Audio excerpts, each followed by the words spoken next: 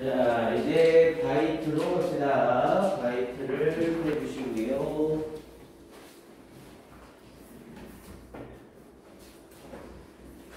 자, 어제 가정법 정리를 했죠.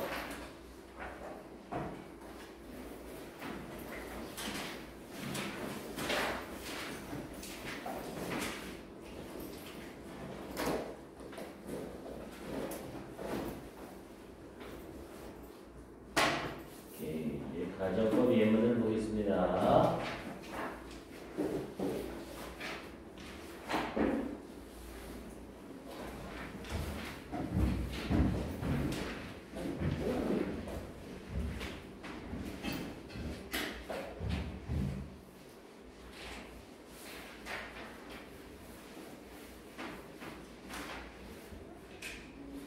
자, 그래서 예문 바로 볼게요. 자, if I hear news from him 이라고 얘기를 했죠.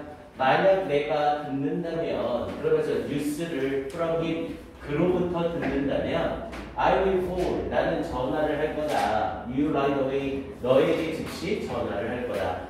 얘는 if 가정법이 아니라 조건절이 되는 거죠. 만약 그로부터 소식을 들으면, 만약에 들으면 전화를 하고 듣지 못하면 전화를 하지 않을 거다. 이렇게 얘기를 되는 거죠. 이건 가능성이 반반인 상태의 조건절이에요. 그리고 이렇게 사용되는 조건 if절에서 특히 주의할 점은 뭐였고요? 조건을 나타내는 if절은 현재가 미래를 대신한다는 거죠. 절대로 will, hear 이라는 표현을 쓰면 바로 법상 틀립니다. 이게 포인트고요.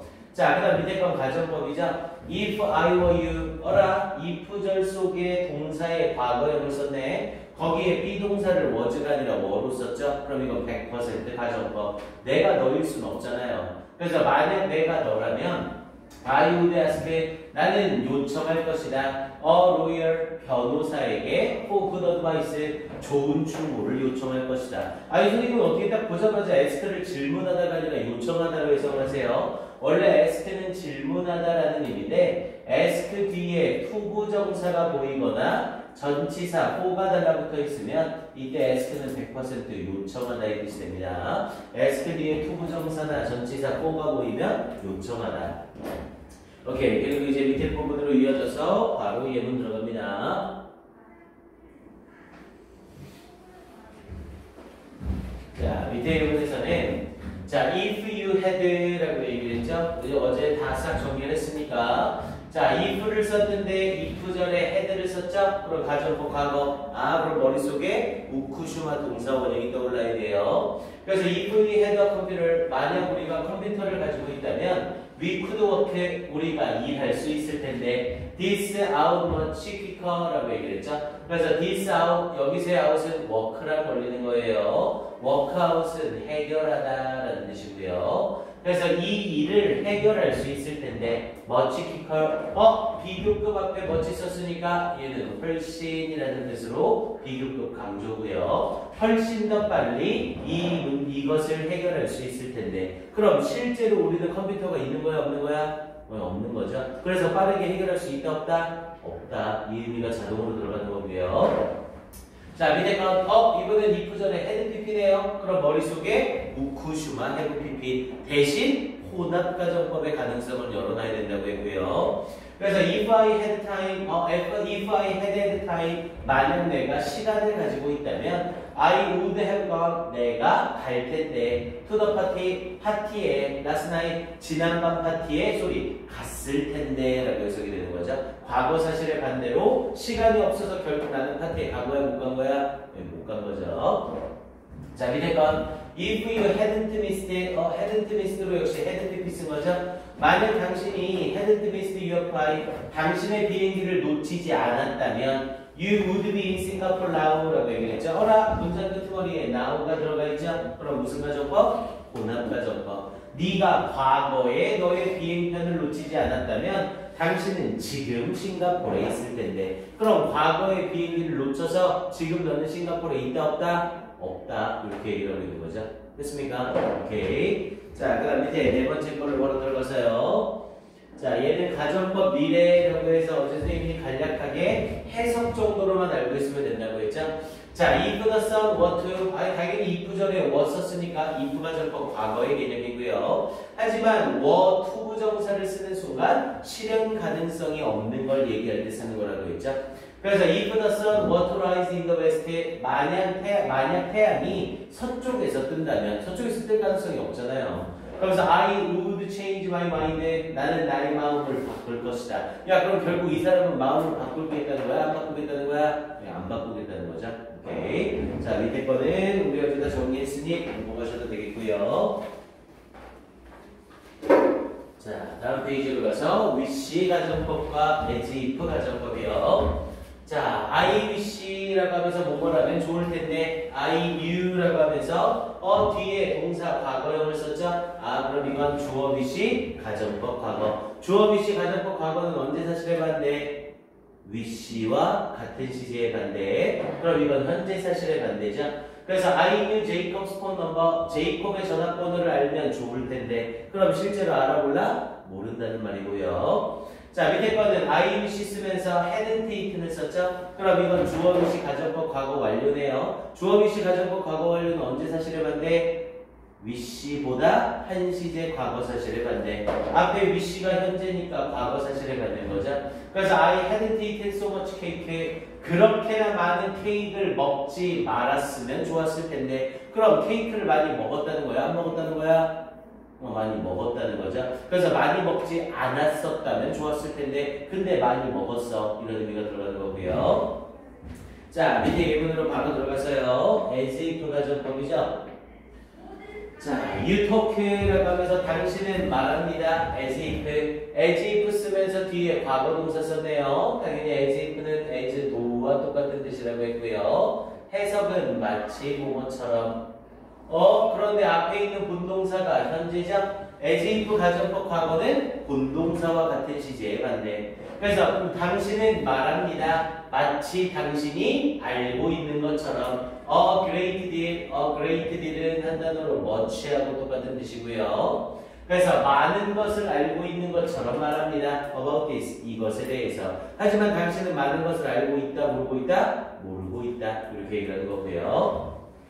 자, 밑에 거는 were I in your shoes라고 얘기를 했죠. 자, 이 문장 잘 보세요. were I in your shoes라는 표현에서 얘는 대부분 시험 문제에 나오면 이렇게 나옵니다. were I가 맞나요? I were가 맞나요? 이렇게 물어봐요. 그럼 일단 주어가 I인데 비동사 were를 쓴다는 건 가정법이죠. 그럼 가정법이면 if절이 보여야 되는데 if가 보여 안 보여? 안 보이죠. 그럼 있던 if가 어떻게 됐다는 소리? 지워졌다는 소리죠. if 가정법에서 if 지워지면 뭐가 일어나? 도치가 일어나죠. 그래서 were I가 돼야 되는 거고요. 그래서 were I in your shoes? 내가 너의 입장에 있다면 I would spend time. 나는 시간을 쓸 거다. more, 더욱더 많이. productively, 생산적으로. productivily는 생산적으로. 이렇게 이어지겠고요. 자, 밑에 있는 3번. 이 놈은 잘 보셔야 돼요. 자, it is time that 이라는 표현이었었죠. it is time that은 뭐뭐 할 시간이다 라는 뜻이었었고 얘는 똑같은 표현으로 바꾸면 선생님이 뭐라고 바꿀 수 있다고요? it is time 투부정사로 바꿀 수 있다고요. 그래서 얘는 it is time go to bed와 완전히 똑같은 뜻이에요. 그런데 얘는 뭐뭐 할 시간이다 라고 표현을 하지만 이 대절 속의 시제를 뭘로 써야 된다? 과거 시제로 써야 된다. 이게 포인트라고 했습니다. It is time that you go to bed가 아니라 you went to bed라는 표현을 써야 돼요. 이걸 주의하세요. It is time 투부정사는 it is time that 주어 동사의 과거형으로 바뀐다. 자, 그 다음에 4번은 if it were not for air라고 얘기를 했죠. 뭐야 이거? if it were not for air 그럼 한 단어로 without 두 단어로 but for 이렇게 바꿀 수 있었죠. 그리고 여기에서 if가 생략되면 뭘로도 바꿀 수 있었고요. were it not for 라는 표현으로 바꿀 수도 있었죠. 그래서 공기가 없다면 no living things could exist는 존재하다. 그래서 존재할 수 있는 살아있는 것은 없을 겁니다. 그렇게 얘기를 되는 거고요. without 가정법을 똑같은 표현으로 돌려 쓴 거죠. 오케이, 밑에 있는 표현들은 정리가 다 됐으니 건드리지 않고요. 자, 그러면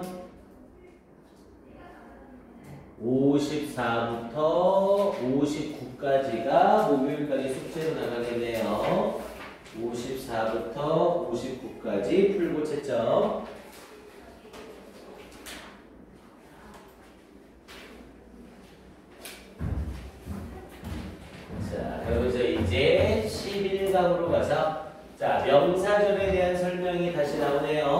우리는 앞에 팔품사 정리하면서 접속사 파트에서 이미 명사절을 한번 정리는 했고요. 자, 근데 여기서 다시 한번 등장하네요. 자, 영어에서 절이라는 이 말을 하려면 절이라는 애는 그냥 주어 동사가 아니라고 했죠. 절은 주어 동사 앞에 뭐의 성질을 가진 애가 필요하다고요? 접속사의 기능을 가지는 성질이 필요하다고요. 절은 접속사 주어 동사를 절이라고 합니다. 접속사가 없이 주어 동사만 쓰이면 절이 아니라 문장이라고 얘기를 해요. 그런데 이 명사절은 절의 형태를 띠면서 뭐처럼 쓰이는 애? 명사처럼 쓰이는 애죠. 당연히 영어에서 명사는 무슨 기능을 하고요? 주어, 목적어, 보어의 기능을 할 수 있었죠. 자, 그럼 그렇게 쓰이는 명사절의 종류를 보자고요. 자, 먼저 첫 번째 명사절 대절 나오는 거죠. 자, the study 그 연구는 shows 보여줍니다. 대리아를. 당연히 명사절 대절은 그냥 무조건 명사절로 이끄는 게 아니라 해석이 대시 필요해서 쓰는 겁니다. 명사절 대절은 해석할 때 뭐뭐하는 것이라고 해석이 되죠. 당연히 주어 자리에 쓰이면 것은, 것이 이렇게 쓰이고 목적어 자리에 쓰이면 것을 이렇게 쓰이는 거고요. 당연히 타동사 뒤에 쓰였으니까 것을이라고 해석이 되겠죠. 그럼 이 연구는 보여줍니다. 그리고 영어에서 접속사 해석은 무조건 어디에 넣어야 돼요? 동사에 넣어야 돼요. 그래서 닥터 김, 디벨롭드 닥터 김이 개발했다는 것을 이렇게 해석이 되는 겁니다. 뭘? 뉴 메디신, 새로운 약을. 됐습니까? 다시 해석하면 그 연구는 보여줍니다. 닥터 김이 개발했다는 것을, 새로운 약을. 이렇게 직독치기가 돼야 되는 거고요. 자, 그 다음 밑에 부분 예문으로 쭉쭉쭉 갈게요. 명사절로 쓰이는 대절입니다. 자, 그 다음 두 번째로는 명사절로 쓰이는 대절을 봤더니 대를 쓰고 나서 뒤에 주어 동사를 묶어놨는데 이만큼이 묶여서 문장 전체에 무슨 기능을 하고 있어요? 주어의 기능을 하고 있죠. is가 문장 전체의 동사고요. 그럼 이 대절은 명사절로서 주어의 기능을 하고 있구나. 그럼 해석할 때 것은으로 해석이 되겠죠. 그래서 he's a genius, genius는 천재죠. 그가 천재라는 것은 이렇게 해석이 되는 거고요. is a rumor, 소문입니다. rumor는 소문. 당연히 영어에서 대절은 언제든지 길이에 상관없이 가주어, 진주어를 쓸 수 있죠. 영어에서 가주어, 진주어를 못 쓰는 세 가지는 뭐라고 했어요? 명사, 대명사, 더 플러스 형용사. 이 세 개만 가주어를 못 쓰는 거고 나머지 주어는 길이에 상관없이 언제든 가주어, 진주어를 쓴다고 했습니다. 자, 그래서 여기서도 가주어 is로 바꿔서 it is a rumor, 소문입니다. that he is a genius, 그가 천재라는 것은. 해석은 뭐 두 개가 똑같고요.